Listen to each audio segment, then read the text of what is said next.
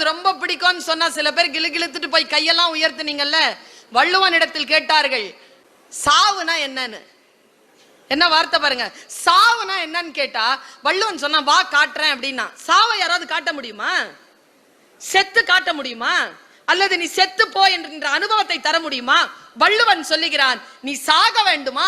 நீ சாகுவதற்கான அந்த அனுபவத்தை பெற்று மீண்டும் விழிக்க வேண்டுமா?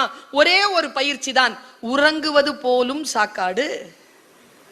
தூங்கினா எப்படி இருக்குமோ செத்து போனா அப்படிதான் இருக்குமா? வாழ்க்கை ரொம்ப சின்னது குழந்தைகளே. இப்போதானே இந்த காலேஜுக்குள்ள வந்தீங்க, ஐயோ கிடைச்சிருமா கிடைச்சிருமான்னு வந்தீங்க.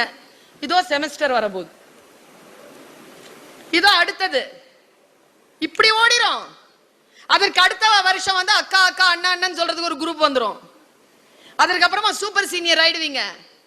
இதோ இப்படி திரும்பி பார்க்கறதுக்குள்ள 5th செமஸ்டர் 6th செமஸ்டர் போயிடும். 6th செமஸ்டர் முடிச்ச உடனே காலேஜ்ல இருந்து வெளில தூக்கி போட்டுருவாங்க, உள்ள நுழையவே முடியாது. அவ்வளவுதான். Life is so small. வாழ்க்கை இப்படி நம்மை கடந்து போகின்ற பொழுது நீ எப்படி அதை கையகப்படுத்திக் கொள்ள வேண்டும்?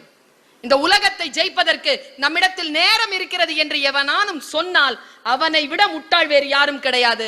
இந்த வினாடி தான் அதை சாதிக்கக்கூடிய நிமிடம். இந்த வினாடியை எப்படி நீ கையகப்படுத்த போகிறாய்? உள்ளிருந்து எழ வேண்டும் அந்த எழுச்சி. கவிதாசன் 2வது முறையில் சொன்னார், முட்டை இருக்குல்ல, அவர் ஒரு கொஞ்சம் ஜோவியலா பேசுறாரு. முட்டை இருக்குல்ல, அதற்குள்ள இருக்கக்கூடிய கரு வளர்ந்து உயிர் பெறுகிறது.